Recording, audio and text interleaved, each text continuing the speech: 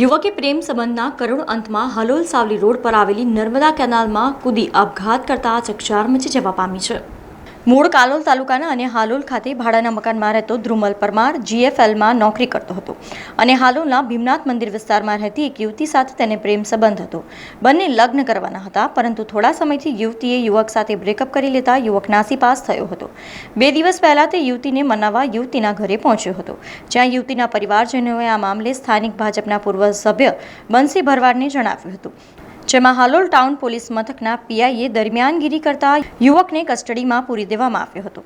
જ્યારે બીજા દિવસે તેને છોડી દેતા તે ખાખરિયા કેનાલ પહોંચ્યો હતો અને ત્યાં તેણે વિડીયો બનાવી આપઘાત કર્યો હતો।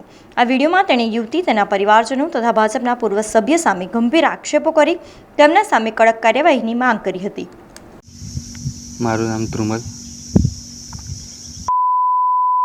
પપ્પાના કહેવાથી અને મારી પણ ઈચ્છા હતી કે છોકરી સાથે મેરેજ કરું।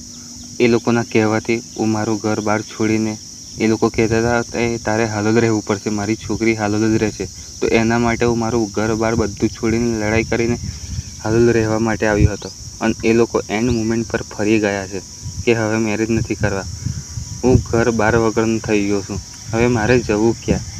એ લોકોએ મારી જિંદગી બરબાદ કરી નાખી છે, એક મા વગરના છોકરાની। તો એમના ઉપર કાનૂની કાર્યવાહી થાય। આજે સવારે લગભગ 10-20 વાગે એનો મારા મોબાઈલ પર એનો વોટ્સઅપ પર મેસેજ આવ્યો હતો કે ભાઈ હું હવે આપઘાત કરીને મરી જાઉં છું, એવો કે। અને મને આગલી નાઇટમાં એને પોલીસ કસ્ટડીમાં કોઈ કારણસર રાખ્યો હતો, મને ચોક્કસ ખબર નથી, પણ કસ્ટડીમાં રાખ્યો હતો। અને એવું કહેતા હતા કે ભાઈ મને બળજબરીથી ગોંધી રાખ્યો છે, કોઈ અરજી થઈ હશે નહીં, પણ એ જે કંઈ મને પૂરી ખબર નથી, પણ એવું કંઈ કસ્ટડીમાં ને નાઇટમાં રાખ્યો હતો અને હાલોલ કસ્ટડીમાં, અને એના હિસાબે એને થોડી લાગી આવી મનમાં। અને ઉપરાંત જે છોકરી છે એના મમ્મી પપ્પા અને ભાઈ એ લોકો પ્રેશર કરતા હતા એની ઉપર, અને કે હવે તને નહીં છોડી, આમ છે તેમ છે। અને જે વચ્ચે સમાધાન કર્યું એના વિડીયોમાં એક નામ એણે બોલ્યું છે, કંઈક ભરવાડ કરીને કોઈક છે, નામ મને ચોક્કસ ખબર નથી, પણ એવું ભરવાડ કરીને નામ છે।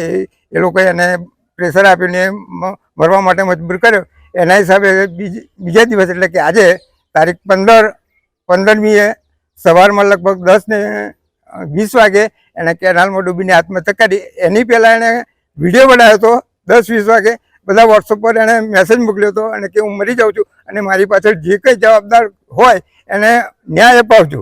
અમારું એક એવું એટલું જ છે કે એને ન્યાય અપાવજો। સમાચારોના સતત અપડેટ માટે TNN ન્યૂઝને YouTube પર સબસ્ક્રાઇબ કરી બેલ આઇકોન પ્રેસ કરો અને અમારી સાથે જોડાયેલા રહો Facebook, Instagram અને Twitter ઉપર।